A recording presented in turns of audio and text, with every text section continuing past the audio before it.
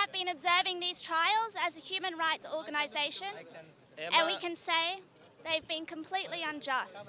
ئێمە وەک تیمی کوردستانی عێراقی CPT بۆ بەڕێوەچوونی دادگایەکی دادپەروەرانە چاودێری سەرجەمی پرۆسەی دادگایکردنی زیندانیانی بادینانمان کردووە.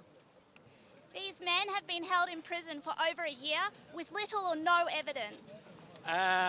بەدەل بەرواری بۆ زیاتر لە ساڵێکە لە زینداندا ڕاگیراوە بەبێ هەبوونی تەنانەت بەڵگەیەکی زۆر بچووک. We call for immediate and fair trial so that they can return to their families. داوا دەکەین دەست بەجێ مامۆستا بەدەل بەرواری ئازاد بکرێت و بە زووترین کات بە خانەوادەکەی شاد ببێتەوە. And continue the really important work they've been doing for this community and the civil society and advocating for the rights of workers. و بەردەوام بێ لەو خەباتەی کە دەیکا بۆ داکۆکیکردن لە کۆمەڵگەی مەدەنی و داکۆکیکردن لە سەرجەم پێکهاتەکانی کۆمەڵگا. If you have someone like Berdal Bawari in your community, you should be proud of them. هەر کەسێک کە کەسێکی وەک هەر کۆمەڵگا کەسێکی وەک مامۆستا بەدەل بەرواری هەبێ دەبێت شانازی پێوە بکات. He deserves a medal for everything he's done for the people of Kurdistan.